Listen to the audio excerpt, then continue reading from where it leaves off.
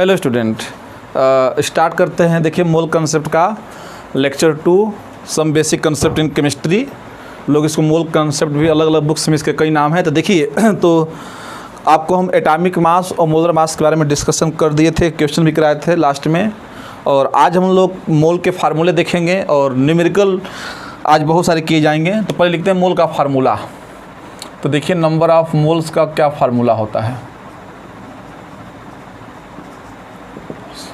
इसको हम लोग n से दिखाते हैं, स्मॉल n से। तो यहाँ पर देखिए लिखते हैं formula number of moles equal to given mass upon molar mass. Given mass जो होगा ग्राम में होगा अपन मोलर मास। याद रखिएगा गिवन मास ग्राम में होना चाहिए, डिफिनीशन में ही इसके है। अब बताइए कि नीचे क्या है मोलर मास, और मोलर मास की यूनिट क्या होती है, ये भी ग्राम ही होती है। तो ग्राम से ग्राम कट गया तो इसीलिए मोल जो होता है यूनिट लेस होता है। तो मोल की कोई यूनिट नहीं होती है क्योंकि ये दो रेशियो है ना, रेशियो कट जाएगा। तो आप याद रख सकते हैं मोल जो होता है यूनिट लेस होता है। इसको स्मॉल n से दिखाएंगे। यहाँ पर क्वेश्चन करेंगे तो समझ में आएगा।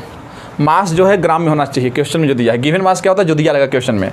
जिस क्वेश्चन ये है find the number of mole, find the number of mole for 44 gram of 4.4 gram of CO2। 4.4 gram of CO2 मोल निकालना है। तो नंबर ऑफ मोल पूछा गया तो लिखिए given mass upon molar mass. Given मास कितना दिया है, देखिए कार्बन डाइऑक्साइड का गिवन मास कितना है 4.4 ग्राम। तो यहाँ लिखेंगे 4.4 ग्राम अपन मोलर मास। CO2 का मोलर मास निकाल सकते हैं कि नहीं। कार्बन का होता है 12, एक ऑक्सीजन का 16, तो 2 ऑक्सीजन का 32, तो कितना हो जाएगा 44 आएगा। लेकिन यहाँ पर मोलर मास है फार्मूले में तो 44 ही लिखेंगे, तो 44 हो जाएगा। अब कितना आएगा इसका आंसर बताइए। तो 4.4 हटाएंगे डेसिमल तो नीचे एक 0 आ जाएगा, तो 44 इंटू 10 हो जाएगा। 44 से 44 कट गया, 1/10। 1/10 का मतलब क्या समझ रहे हैं 0.1, ये आपका आंसर है। तो स्टूडेंट बहुत आसान है करना। गिवन मास को आप समझ पा रहे हैं जो कि दिया रहेगा, और मोलर मास इसका मोलर मास निकाल ही सकते हैं कंपाउंड्स का। और क्वेश्चन करते हैं find the number of mole for 0.18 gram of glucose. 0.18 gram of glucose का जो फार्मूला होता है C6H12O6। 0.18 ग्राम दिया गया है, मोल निकालना है। तो क्या होता है मोल का formula, n equal to given mass upon molar mass. कितना गिवन मास है, तो गिवन मास ग्राम में होना चाहिए। देखिए ग्राम में दिया है कि नहीं, तो ग्राम में दिया गया है। तो यहाँ पर हो जाएगा आपका 0.18 ग्राम में तो है, लिख देंगे। और ग्लूकोज का निकालेंगे तो 180 आएगा। अब बोलेंगे हमें याद है, तो हमको तो याद है। देखिए कैसे करेंगे आप इसको, C6H12O6, एक कार्बन का 12 तो 6 कार्बन का मल्टीप्लाई कर दिए, यहाँ पर 12 हो जाएगा प्लस 16 इंटू 6 हो जाएगा। क्लियर है कैसे किए। एक हाइड्रोजन का 1 तो 12 हो जाएगा, 60 से 96 हो जाएगा। यहाँ पर कीजिए तो ये 72 हो गया, ये प्लस 12 हो जाएगा और ये आपका 96 हो जाएगा। यहाँ पर करेंगे तो 180 ही आएगा, करके चेक कर लीजिएगा। तो स्टूडेंट कितना गया, तो यहाँ से देखिए डेसिमल हटाएंगे तो नीचे कितना 0 टपक जाएगा, तो 180 इंटू 100 टपकेगा। यहाँ से ये मर जाएगा कितने बार में, 10 बार में, और 100 पहले से इंतज़ार कर रहा है। तो 1 अपन कितना जाएगा 1000 आ जाएगा। अब इसको डेसिमल में 0.001 मोल, इतना मोल ही आएगा। तो आसान है करना, कैलकुलेशन तो कर ही सकते हैं, क्लास 11 में आ चुके हैं तो उम्मीद तो इतना हम कर ही सकते हैं। लेकिन तरीका समझिए क्या है तरीका, बहुत आसान है करना। एक और क्वेश्चन यहाँ पर ले लेते हैं। क्वेश्चन ये find the number of mole for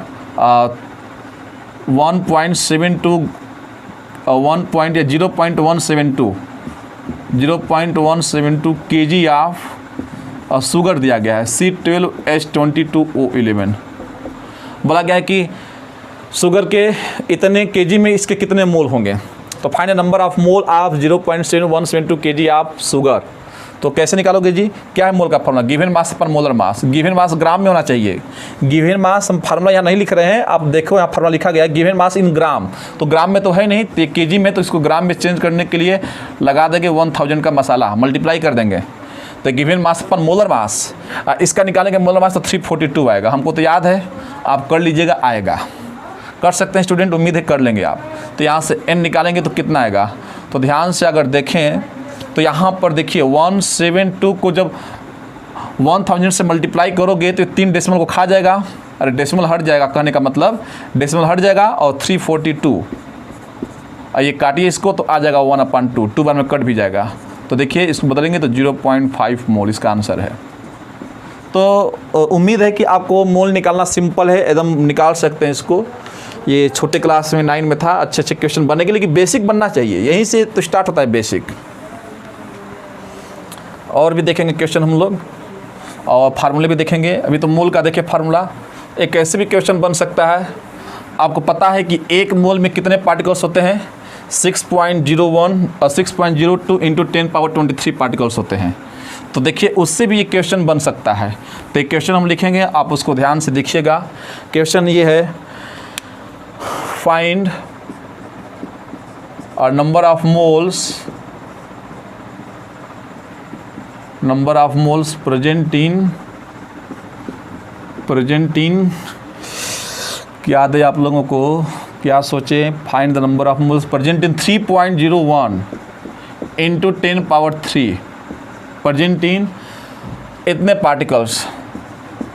इतने पार्टिकल्स में कितने मोल्स होंगे। Find number of moles present in 3.01 into 10⁻23 particles में इतने में कितने मोल्स होंगे। अब यहाँ पर लगाओगे गिवन मास पर मोलर मास, तो उसका तो यहाँ करना ही नहीं है, कहाँ कुछ दिया है। तो अब सोचिए ऐसे 6.02 इंटू 10⁻23 पार्टिकल्स होता है, तो बताइए कितने मोल के बराबर होता है, 1 मोल। यूनिटरी मेथड जो छोटे क्लास में पढ़ते थे, बहुत उसका यूज होता है, इसमें 1 मोल होता है।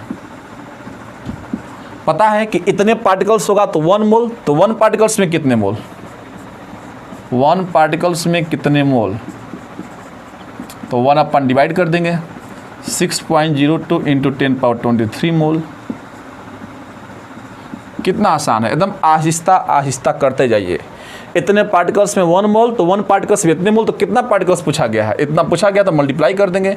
तो यूनिटरी मेथड बस यूज कर रहे हैं, और क्या इसमें करना है, तो इतने पार्टिकल्स में कितने मोल, तो मल्टीप्लाई कर देंगे। तो 3.01 इंटू 10⁻23 से मल्टीप्लाई कर देंगे, इंटू 1 अपन कितना है 6.02 इंटू 10⁻23 मोल्स। अब स्टूडेंट आप समझिएगा, यहाँ पर क्या करें, कट कर दें, ये कटेगा तो ऊपर क्या बचा आपका 3.01 अपान कितना 6.02, डेसिमल सेम प्लेस पर डेसिमल भी कट गया, तो 301 अपान 602। देखिए 2 बार में कट जाएगा, तो ये 1/2 और 1/2 का मतलब 0.5, तो 0.5 इसका आंसर आ गया। तो ऐसे भी क्वेश्चन बन सकता है, ऐसे भी क्वेश्चन बन सकता है कि बोलेगा कि इतने पार्टिकल्स में कितने मोल, तो आप इसको यूनिटरी मेथड से कर लीजिए। इतने पार्टिकल्स में इतने मोल, तो 1 पार्टिकल्स में इतना, जितना पूछा गया है मल्टीप्लाई करके निकाल लीजिए। इसको फार्मूलेट भी कर सकते हैं हम लोग, लेकिन फार्मूलेट करने की क्या आवश्यकता है, आप सिंपल एकदम कंसेप्ट बनाइए कैसे कर रहे हैं, इसको नोट कीजिए। इसके बाद देखते हैं और सब क्वेश्चन। कुछ आपको हम फार्मूला लिखवा देते हैं, एकदम अच्छे अच्छे फार्मूले जो कि बुक में दिया नहीं होगा, लेकिन हम सिस्टमेटिक तरीके से लिखवाएंगे। और बुक में क्वेश्चन तो है लेकिन फार्मूला नहीं दिया है, और सॉल्यूशन देखोगे तो गजब तरीके से किया है, कुछ समझ में नहीं आएगा, सब उड़ जाएगा। यहाँ देखोगे तो बहुत कुछ समझ में आएगा। देखिए नोट लिखते हैं, यहाँ पर नोट लिखेंगे एकदम अच्छे से। नोट में इसको एकदम याद रखिएगा, 10 लाख का नोट है। नंबर ऑफ एटम्स का फार्मूला, नंबर ऑफ एटम्स का फार्मूला होगा atomicity into n into Na, और नंबर ऑफ मॉलिक्यूल्स का जो फार्मूला होगा मॉलिक्यूलरिटी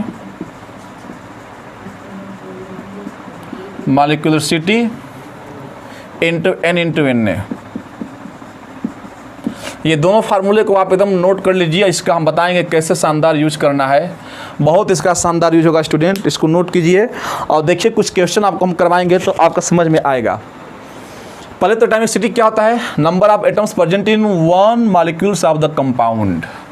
जैसे मान लीजिए हम बोले कि H2SO4 की बताइए एटॉमिसिटी कितनी है, तो बहुत आसान है, एटॉमिसिटी पूछा गया है, तो टोटल एटम्स को ऐड कर दीजिए। कितने इसमें एटम्स है? हाइड्रोजन के 2 एटम्स है तो 2 प्लस, सल्फर कितने एटम्स है? 1, तो 2 + 1, और ऑक्सीजन के 4, तो 4 2 6 1 7 एटम्स है, तो इसकी एटॉमिसिटी 7 हो गई। तो बहुत आसान है। हाँ, मॉलिक्यूलरिटी जब भी आपको निकालना होगा मॉलिक्यूलरिटी, तो इसके सामने देखिए, तो इसके सामने कितने हैं कोफिशिएंट देखिए 1 है, तो इसकी मॉलिक्यूलरिटी 1 है।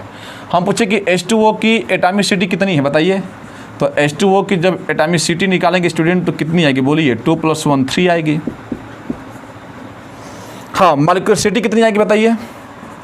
हम बोले कि इसकी मॉलिक्यूलरिटी कितनी आएगी, तो बता सकते हैं कि नहीं? इसके सामने कुछ नहीं तो क्या है? 1 है तो 1 आएगा। हाँ, अगर यहाँ 2 रख देते हैं 2H2O, तो मॉलिक्यूलरिटी कितनी होती है? 2 हो जाती है। तो आप ये समझ पा रहे हैं। तो आपको एटॉमिसिटी को फोकस करना है। मॉलिक्यूलरिटी तो हमेशा 1 ही आएगी, बराबर देता है। लेकिन हाँ, अगर यहाँ 2 कर दे तो 2, 4 कर दे तो 4। तो मॉलिक्यूलरिटी के लिए सामने देखिए नंबर कौन सा है। तो आप समझ पा रहे हैं एटॉमिसिटी क्या है और molecularity.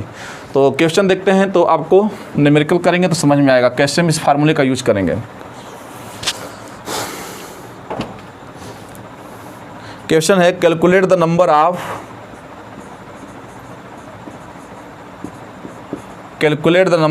Atoms present in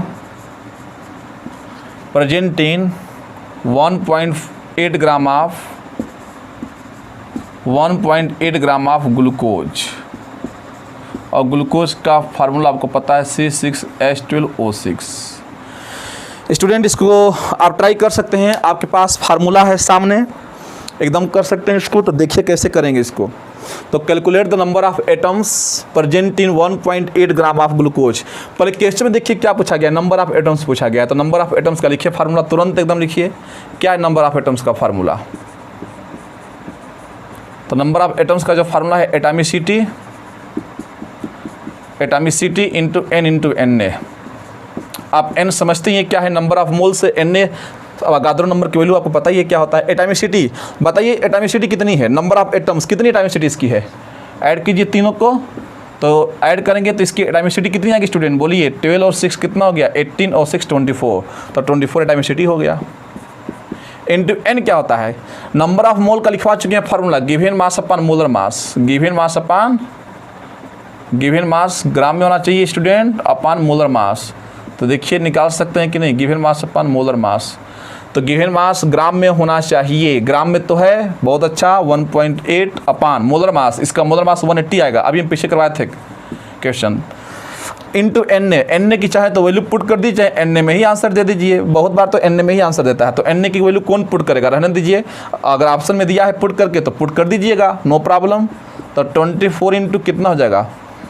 18 upon, decimal को हटाएंगे तो क्या होगा? 180, तो पहले से एक और जीरो आ जाएगा, इंटू Na हो जाएगा। अब स्टूडेंट यहाँ तो कैलकुलेशन हो गया, कैलकुलेशन कीजिए, एक कट जाएगा तो ये हो जाएगा आपका 24/100 इंटू Na हो जाएगा। और करना क्या है, यहाँ पर 18 से कटेगा 10 बार में, 10 10 100, और डेसिमल 2 प्लेस पर दे दिए 0.24 Na। और अगर और आपको खुश करना है एग्जामिनर को तो Na की वैल्यू पुट कर दीजिए, वो खुश हो जाएगा। तो ओके स्टूडेंट, हम लोग समझ चुके हैं कैसे करना है, इसको नोट कीजिए और इस फार्मूले को हम लोग ध्यान से देखेंगे और भी क्वेश्चन देखते हैं तो समझ में आएगा किस तरह से किए हैं। हाँ, यहाँ पर एक बात ध्यान दीजिएगा, कभी कभी क्वेश्चन यहाँ पर बोला गया है नंबर ऑफ एटम्स, तो आप सबको कंसिडर कर लिए, काउंट कर लिए एटम्स को। लेकिन यहाँ कभी कभी पर्सनल एटम्स का नाम देगा, बोलेगा calculate the number of carbon atoms present in this. Number of यहाँ बस कार्बन एटम्स, ऑक्सीजन एटम। तो अगर यहाँ कार्बन एटम्स बोलता तो एटॉमिसिटी में बस किसके लिखते एलिमेंट को? केवल कार्बन के ही एटम्स को लिखते हैं यहाँ पर। जैसे 6 तो यहाँ 6 हो जाता बस, और सब कुछ वहीं रखते। Calculate the number of oxygen atoms पूछता प्रेजेंट इन दिस, तो ऑक्सीजन के कितने एटम्स है? 6 ही हैं, तो यहाँ पर 6 हो जाता। Calculate number of hydrogen atoms, कितने हाइड्रोजन के? 12 एटम्स है, तो यहाँ पर 12 एटम्स पुट, एटॉमिसिटी कितनी रख देते? 12, और सब कुछ वैसे कर देते। और कुछ नहीं बोलेगा, बस नंबर ऑफ एटम्स, तो सारे एटम को ऐड कर दीजिएगा। उम्मीद है आप समझ पा रहे हैं मेरी बात को, हम क्या बोलना चाहते हैं। बहुत कभी कभी अच्छी बात बोल लेते हैं और आपको समझ में आ रहा होगा। एक और क्वेश्चन देखेंगे।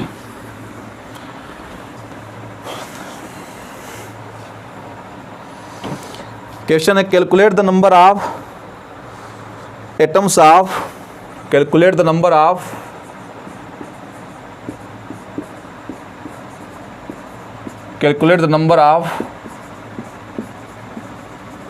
एटम्स ऑफ इस type of element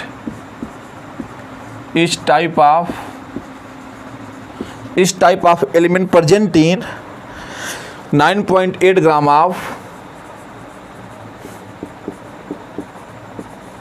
9.8 gram of H2SO4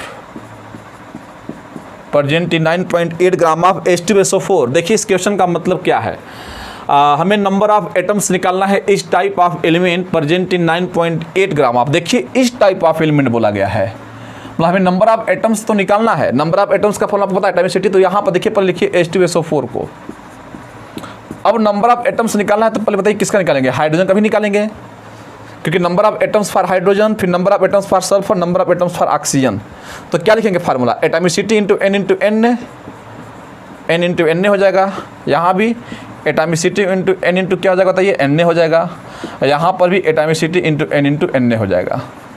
तब पहले हम निकालते हैं number of atoms for hydrogen. तो बताइए हाइड्रोजन कितने एटम्स है, बोला कि ना इस टाइप ऑफ एलिमेंट। हमें नंबर ऑफ एटम्स निकालना है किसका, इसका मतलब कि हाइड्रोजन का भी निकालना है, सल्फर का भी, ऑक्सीजन का भी। तो कितने हाइड्रोजन के एटम्स बताइए 2, तो एटॉमिसिटी कितनी होगी 2 हो गई। हाँ एन क्या है, नंबर ऑफ मोल कैसे निकालोगे, तो गिवन मास अपन मोलर मास। तो गिवन मास कितना दिया बताइए 9.8 दिया गया है, तो 9.8 अपन मोलर मास। H2SO4 का निकालिए मोलर मास 98 आएगा, निकाल कर चेक कर सकते हैं। तो यहाँ पर जब करेंगे तो 98 अपन डेसिमल को हटाएंगे तो 98 इंटू कितना हो जाएगा 10 हो जाएगा, ये कटेगा तो 1/10, और 1/10 का मतलब आप समझ पा रहे हैं 0.1 आएगा। मतलब n की वैल्यू कितनी रख दे 0.1 इंटू क्या हो गया Na हो गया। कितना सिंपल है। अब लिख कर कौन करेगा, number of atoms for hydrogen.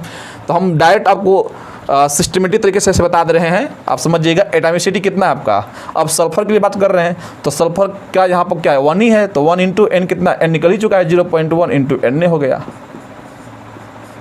अब ऑक्सीजन की बारी आ गई, तो ऑक्सीजन की एटॉमिसिटी कितनी बताइए 4 है, n तो सबके लिए सेम ही है, 0.1 इंटू कितना हो गया Na हो गया। अब मल्टीप्लाई कर दिए तो ये 0.2 Na हो गया, इसको मल्टीप्लाई कर दीजिए तो 0.1 Na हो जाएगा, इसको मल्टीप्लाई कर दीजिएगा। Na मतलब क्या, अवोगाद्रो नंबर, a को नीचे लिखिएगा थोड़ा, ये करेंगे तो 0.4 आपका क्या हो गया Na हो गया। तो स्टूडेंट अब आप समझ पा रहे होंगे कि कितना आसान है। और अगर पूछा होता टोटल एटॉमिसिटी तो ऐड कर दिए 0.4, 0.1 और 0.2, तो कितना होता बताइए 0.7 Na हो जाता। तो कितना आसान है, एकदम कर सकते हैं। तो इस टाइप ऑफ एलिमेंट का तो निकाल ही सकते हैं हम लोग, अलग अलग सबका निकाल लिए, एकदम कर सकते हैं। यहीं पे बोलता है कि calculate the number of atoms of इस टाइप ऑफ। एक क्वेश्चन आपको हम देते हैं, उसको जरूर कीजिएगा, इसको नोट कीजिए। तो ये फार्मूला बहुत काम का है, इससे हम लोग क्वेश्चन करेंगे। और ये फार्मूला आपको इस तरह से बुक में नहीं मिलेगा, क्वेश्चन तो मिलेंगे, लेकिन फार्मूले को जिस तरीके से हम लिखे हैं देखिए उससे बहुत आपके क्वेश्चन लगेंगे, हर तरह का डाउट क्लियर होगा। एक क्वेश्चन आपको हम देंगे, इसको जरूर कर लीजिएगा। क्वेश्चन है calculate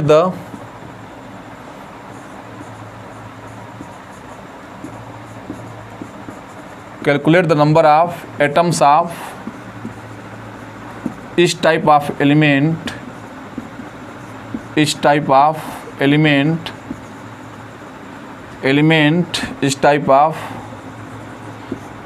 present in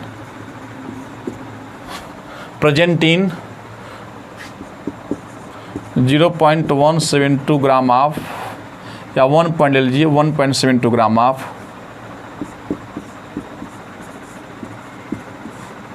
sugar C12H22O11।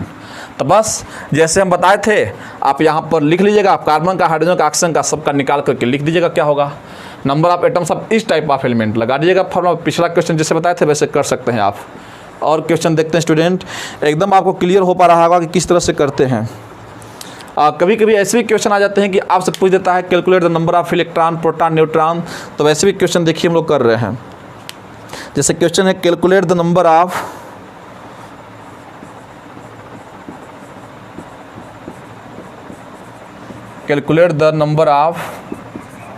Electron, proton and neutron. Neutron को N0 से दिखाते हैं। Calculate the number of electron, proton and neutron in 1.6 gram of NaOH। अब ऐसे क्वेश्चन करने का क्या लॉजिक है, देखिए ध्यान से, कुछ नहीं है, बहुत आसान है। आपको निकालना है electron, proton and neutron in 1.6 gram of NaOH। तो पहले एक काम कर लीजिए, बताइए NaOH में कितने इलेक्ट्रॉन होते हैं, पहले आप ये बताइए। तो NaOH में जितना एटॉमिक नंबर होगा, सोडियम का एटॉमिक नंबर कितना होता है 11 होता है, तो इसमें 11 हो गया।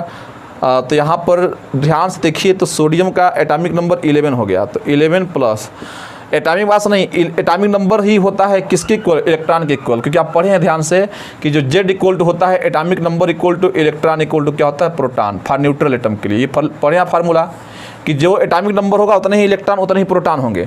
तो सोडियम का एटॉमिक नंबर कितना होता है 11 होता है, तो 11 प्लस ऑक्सीजन का कितना होता है 8 एटॉमिक नंबर, हाइड्रोजन कितना होता है 1, ऐड कर लीजिए इसको कितना आएगा तो 20, तो 20 इलेक्ट्रॉन होंगे और 20 क्या होंगे प्रोटॉन होंगे, और 20 एटॉमिक नंबर आएगा, ऐड करने पर सब टोटल आएगा। तो मतलब कि NaOH में 20 इलेक्ट्रॉन होंगे, लेकिन हमें NaOH में तो पूछा नहीं गया है 1.6 ग्राम ऑफ NaOH में कितने इलेक्ट्रॉन प्रोटॉन न्यूट्रॉन होंगे, ये पूछा गया है। अच्छा स्टूडेंट, न्यूट्रॉन कैसे निकालोगे, electron proton neutron, electron proton तो आ गया NaOH में, लेकिन हमें निकालना किसमें 1.6 ग्राम ऑफ NaOH में।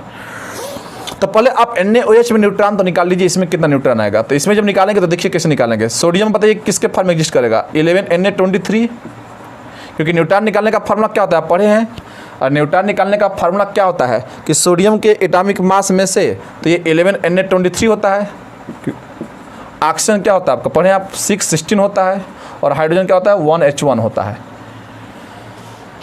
8O16 होता है।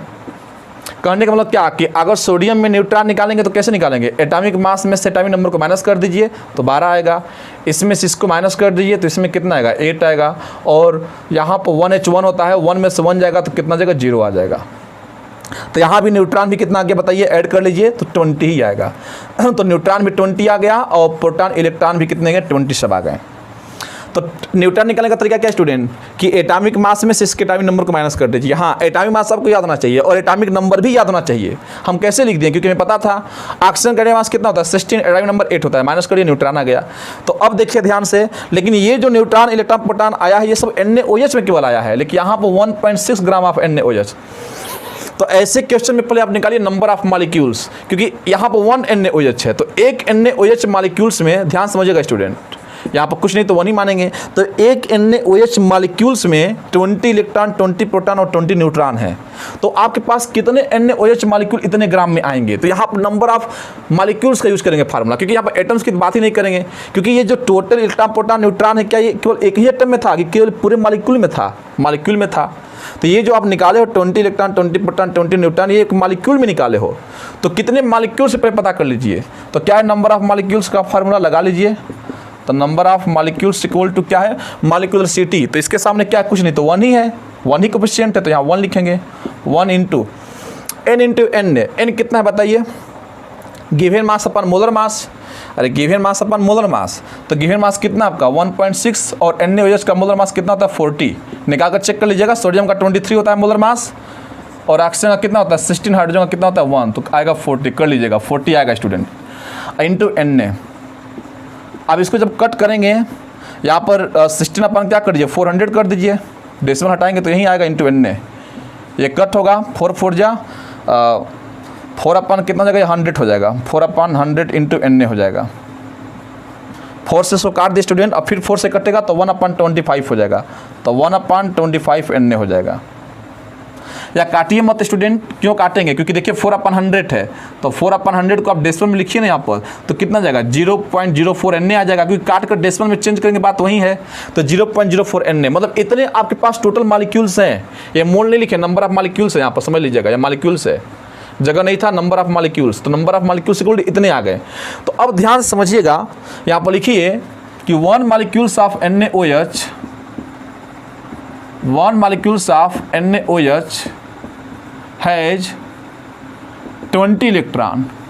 देखिए 20 इलेक्ट्रॉन, तो आप बता सकते हैं कि 0.04 Na का वैल्यू आप पुट कर सकते हैं 6 point of NaOH, 0.04 Na of NaOH, इतने मॉलिक्यूल्स कितने रखेंगे, मल्टीप्लाई कर देंगे। जब NaOH का एक मॉलिक्यूल्स 20 इलेक्ट्रॉन रख रहा है तो NaOH के इतने मॉलिक्यूल्स कितने रखेंगे, तो 0.04 Na मॉलिक्यूल्स ऑफ, यहाँ लिख लीजिएगा मॉलिक्यूल्स ऑफ NaOH, तो क्या कर लेंगे 0.04 Na इंटू 20 कर देंगे, तो 24 जा कितना जाएगा बताइए 80 आ जाएगा, तो 0.80 Na हो जाएगा, इतना इलेक्ट्रॉन हो जाएगा ये, मतलब कि इतने इलेक्ट्रॉन होंगे। फिर स्टूडेंट 1 मॉलिक्यूल ऑफ NaOH कितना प्रोटॉन रखा है 20 प्रोटॉन, तो इसका भी मल्टीप्लाई करेंगे तो इतने ही प्रोटॉन आएंगे और इतने ही क्या आएंगे न्यूट्रॉन आएंगे, क्योंकि दोनों की वैल्यू क्या है बताइए सेम है। अगर ये अलग अलग होता वैल्यू तो अलग अलग आता, तो इतने ही आपके क्या आएंगे 0.80 Na। अगर वैल्यू पुट करना है तो पुट कर लीजिए, कितना आएगा ना 0.80 इंटू 6.02 10 पावर 23 इलेक्ट्रॉन, जो कि बहुत ज़्यादा इलेक्ट्रॉन है, इतने इलेक्ट्रॉन आएंगे। आप वैल्यू पुट कर लीजिए समझने के लिए। कितने प्रोटॉन आएंगे तो इतने ही प्रोटॉन भी आएंगे और इतने ही क्या आएंगे न्यूट्रॉन आएंगे। इसको कैसे लिखोगे तो ऐसे लिख दीजिए कि 1 मॉलिक्यूल ऑफ NaOH है 20 प्रोटॉन, तो 0.04 Na मॉलिक्यूल ऑफ NaOH है इतने प्रोटॉन। तो वैसे इसके लिए भी स्टेटमेंट आप यूज कर सकते हैं। तो आपको हम तरीका समझा दिए किस तरह से इलेक्ट्रॉन प्रोटॉन और न्यूट्रॉन निकलेगा, तो अब इसको भी कर सकते हैं, बहुत आसान है।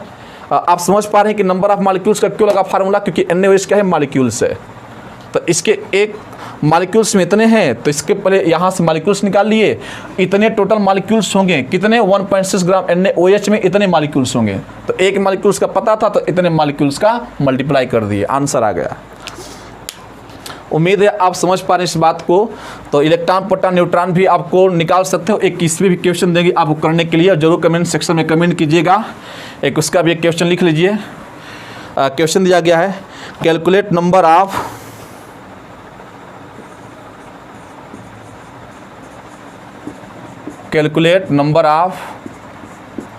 Electron proton and neutron present in